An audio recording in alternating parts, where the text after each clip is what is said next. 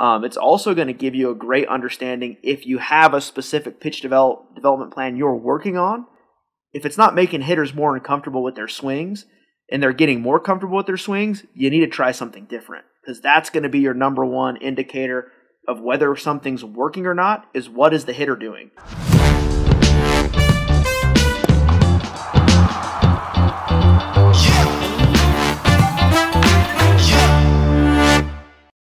Hey, this is More Than Velocity. I'm Bart Pear with Jordan Oseguera and Ryan Croton, and today we are going to talk about something a little more just practical, something you can do yourself, just talking about self-evaluation of where you are in your development, your potential, and where you can get to. And Ryan and Jordan both have worked with pitchers at different levels, from all the way up to the pros, veterans down to newcomers to college, even high school and lower. And so you always want to know where you fit and what's your potential. So I'm going to let Jordan take this one and get going. Where should we start, Jordan? So I think one thing that's pretty available for almost everyone to do is just access to video. And I think that's a great way when you kind of start going into realistically developing yourself is, number one, you need to know where you're at. Because how else do you know where you need to go if you don't know where you currently stand? If I tell, like, for instance, right now, Bart is out in Florida, Ryan is in Arizona, and I say, hey, guys, we need to meet up in Boston. Those are two completely separate roadmaps that each one of those guys are going to need, because they're in completely different regions of the country. They're in different cities. They need different highways. So it's the same thing for development. If you don't know where you stand, you don't know how to get where you need to go. Absolutely. So for me, one of the biggest things that everyone can do is just your general handheld camcorder is $50, $60. I was looking them up on Amazon the other day. It's something that I wish I would have had a better idea of doing when I was coaching in college, as well as when I was coaching in high school, is just set up a camera behind home plate, attach it to the center field fence, just to evaluate what you're doing. And some really simple things you can do. You don't need to be a biomechanist to know whether you threw a strike or you didn't. Because there's too many times that, I, as a player, was going, man, how did that guy hit that ball? But then you go back and see it on film and you realize you weren't even close to, throwing it to where the catcher was set up.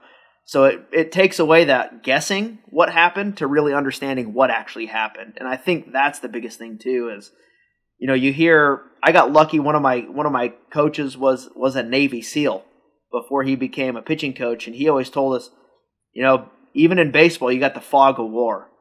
When you start getting into things, he was looking at it from a battle sense that when bullets are flying, not everything's always the clearest. But in baseball, when you start getting runners on and you're facing the cleanup hitter, not everything's always the clearest in your memory. So video makes the memory a lot more clear. So now you can evaluate what actually happened, and you can start determining that roadmap to get to where you need to be. Yeah, I wanted to kind of second in on what Jordan is saying with video. You can see a lot of mechanical breakdown as well, especially if you can put it into slow motion. And for me as a strength coach, one of the things that I would be looking for is that lead knee.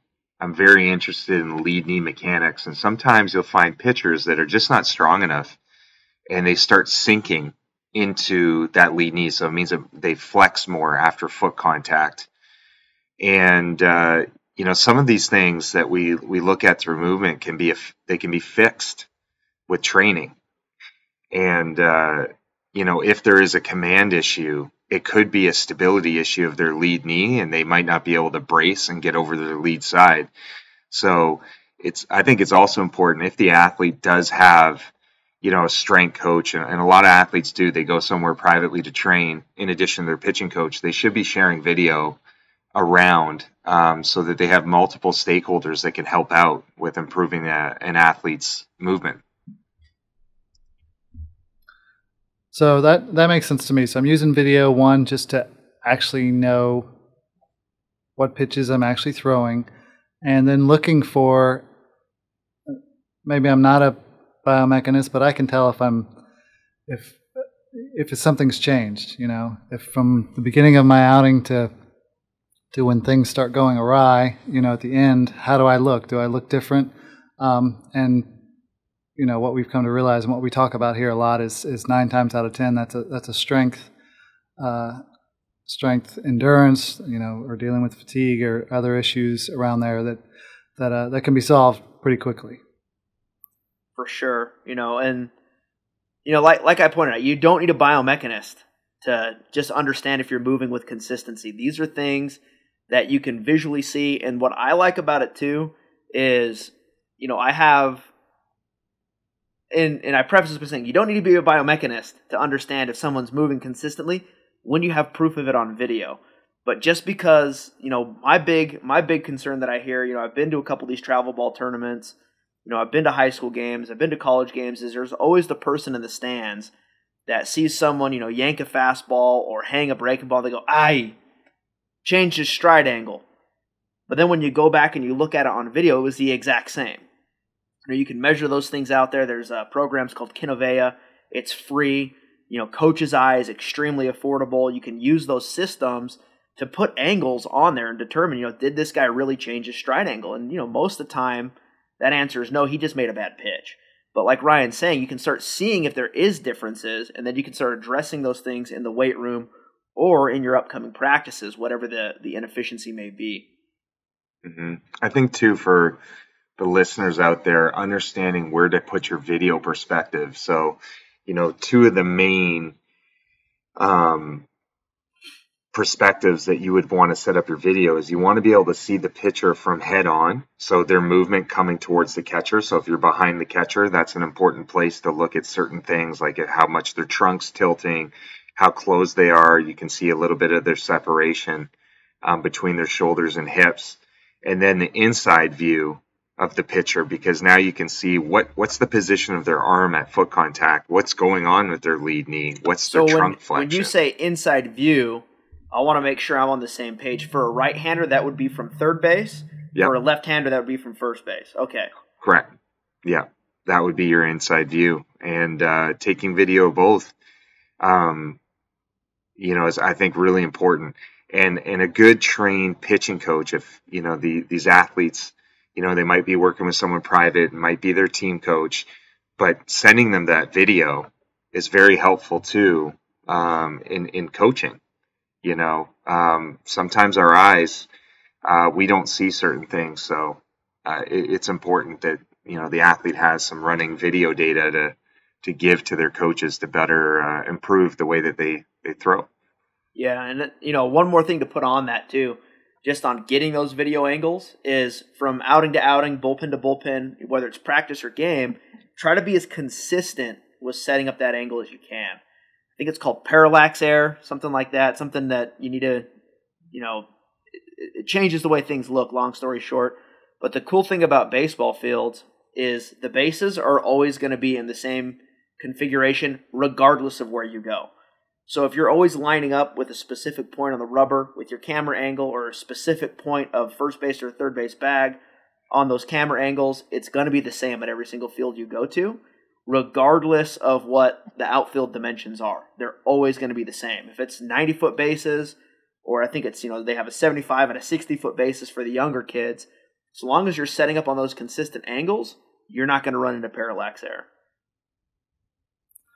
So let's move on from video. What else? How do I self-evaluate where I'm at? So to self-evaluate, but not necessarily moving off from video, is I love the center field view if you're evaluating in-game performance, or if you get a really good behind home plate view, because now you're going to be able to see exactly how hitters are responding to everything you throw to them. So if you have a pitcher who, man, we really need this guy to improve, we'll say a slider, but it turns out every single hitter is really taking uncomfortable swings. They look like they're not quite seeing it well. There's something unique going on with that. Maybe that's not the pitch we need to be adjusting for our lowest hanging fruit. Maybe he's throwing a changeup and hitters are really comfortable and they're just taking, really aggressive hacks. They're finding the barrel. There's never a hitter that really looks uncomfortable in the box when he's throwing that pitch. It kind of helps you understand which pitches you need to start developing as those lowest hanging fruits, which ones need the most improvement. It's also going to give you a great understanding if you have a specific pitch development plan you're working on. If it's not making hitters more uncomfortable with their swings, and they're getting more comfortable with their swings, you need to try something different, because that's going to be your number one indicator of whether something's working or not, is what is the hitter doing. So if you're working on something on your own and you go, man, I'm using, Rapsodo or Pitch Logic, whatever your pitch development tool is, or if you're just working on it in the backyard, you're drawing a line on the ball, whatever works, but the hitters are getting more comfortable in the box when you're looking at them on video, you need to start doing something different, because the goal is not to make the hitter comfortable as a pitcher. So the way they're responding is going to give you a ton of feedback on how your pitch development's going as well. Excellent. I like that a lot. What about runners? Yeah, so this is a huge thing, and the rules have changed in minor league baseball to where at specific levels you can't even pick off to bases anymore. So holding the runners is more and more important as you go. I ran some correlation studies on a couple things, and depending on the division of college you're in, stolen bases is a huge indicator of runs allowed. Not for everything, not necessarily in the SEC. It's more about how many home runs and doubles you're giving up. But for a lot of the other universities out there, the amount of stolen bases you're giving up is huge in terms of putting your team in a position to win. So being able to hold the runners by varying looks, when you're picking, how you're picking, your times to home plate, you need to mix those things up while not sacrificing what you're doing at the plate to get the hitter out, because you still need to get the hitter out.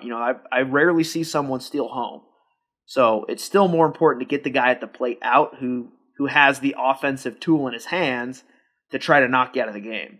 But, on the other hand, you need to make sure you're not letting the guy just advance 90 feet closer to letting a bloop single score. So, you really need to vary looks, picks, and your times to home plate to keep the runners from having you run into a pattern to where now they can get better jumps and get from first to second, or even go first to third on singles. Yeah, I wanted to kind of touch, because I was a position player on pitchers. I would always look for certain tells.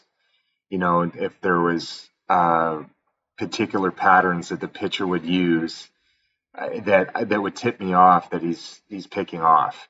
Sometimes it's their hand position, sometimes it's the way that they flex their knees, sometimes it's the way that they approach themselves on the mound and get their feet dug in.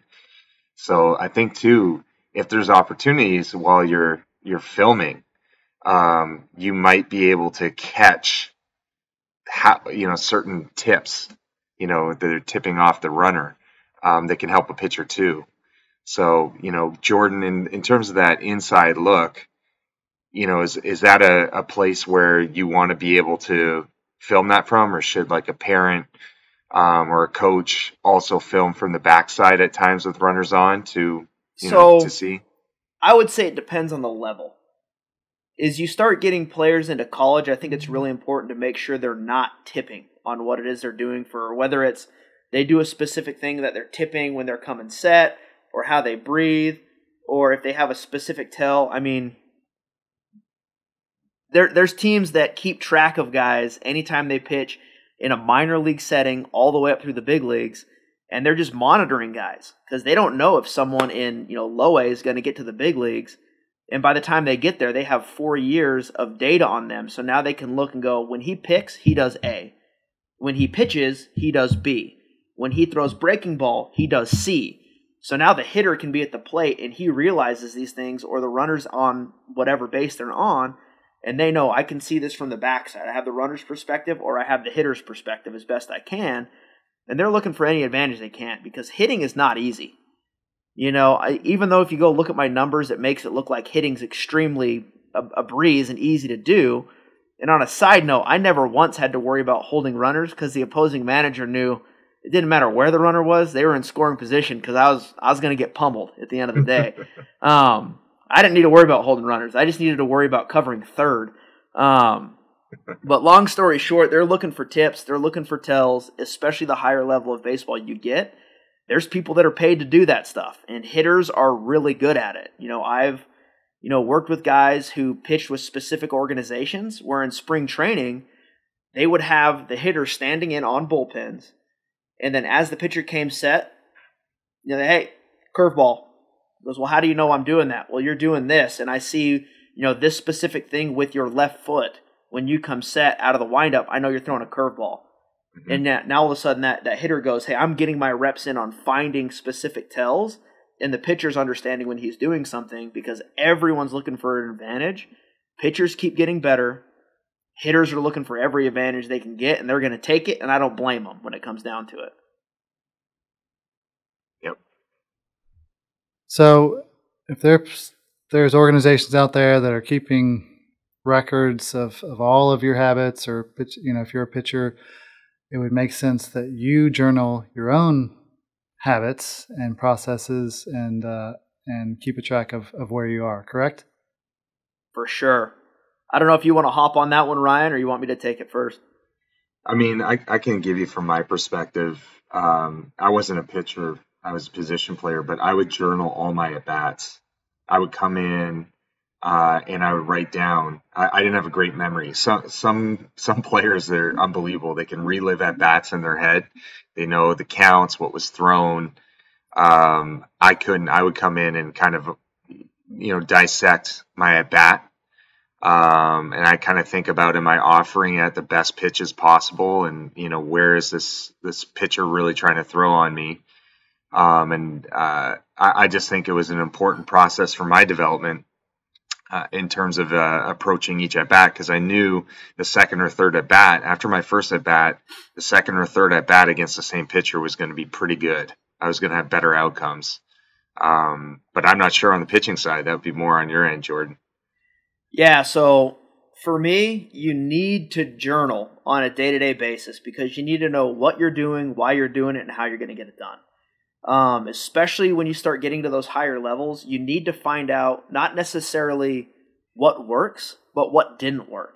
Because that's what baseball is you're going to be screwing up way more than you're going right. So the quicker you can learn what does not work for you when facing a specific style of hitter or a specific individual, or for your last 5 to 7 days of preparation, if that didn't work, now you at least have something documented of where you need to go. And again, I use that roadmap analogy. How do you know where you need to actually, what freeway do you need to get on if you don't even know what part of the country you're in? So that's the big thing, is the more information you're writing down and journaling on you and your own process, the more you figure out how to actually take control of your results. Because a lot of guys in their development, it's almost like they're throwing spaghetti at a wall. They get spaghetti, they throw it, and if something sticks, then hey, look, we had a good result. It's like, well, why? Why did you have a good result? I don't know. Let's just throw more food at the wall and see what happens. As opposed to going, well, I did this, and this. This was a bad outing. I believe this was good. I believe this was good. I'm unsure about this. Let's remove that and replace this with this and see what happens. So now we're actually having a process to understand how we're going to improve, how we're going to target our development, and what is and is not working moving forward. Sounds good. I love it. Anything else? Yeah, the more honest you can be in evaluating yourself, you need to be your harshest critic. If mom, dad, or your manager is your harshest critic, you don't have a high enough standard for you. So whatever their standard is, yours needs to be better. Be your own best self-evaluator. Be your own self-discipliner, whatever that means. And just take your own best notes, because at the end of the day, you're the one responsible for it. Yeah, I mean, I think the last thing I wanted to add is if your coaches or teammates aren't charting games, I think it'd be important for for them to take record of how you're performing, because having conversation with your coach is also important too, and it keeps them really aligned. Sometimes if you don't have a coaching staff that's really focused on the metrics and you need that information, it's a good process, because these game reviews, they happen as you get to higher levels. Pitching coaches are going to go through, how you're performing. And so getting used to that communication and getting to those critical points is important. Yeah, I know we thought we were wrapping this up, so I apologize. But if you're not paying attention to those metrics, which is why if you combine a game chart, just simply keeping track of what's happening in the game, you're keeping the scorebook along with 2D video. And again, we'll go back to pitch development. How do you know you're getting better at a pitch if it's not getting swung and missed at more? Unless you're tracking that information, you don't know. You're just guessing. Mm-hmm. It's the same way, obviously our system is a strength measure. How do you know you're actually getting stronger unless you're assessing it? You're just, at the end of the day, do you want to guess or do you want to actually know what's happening?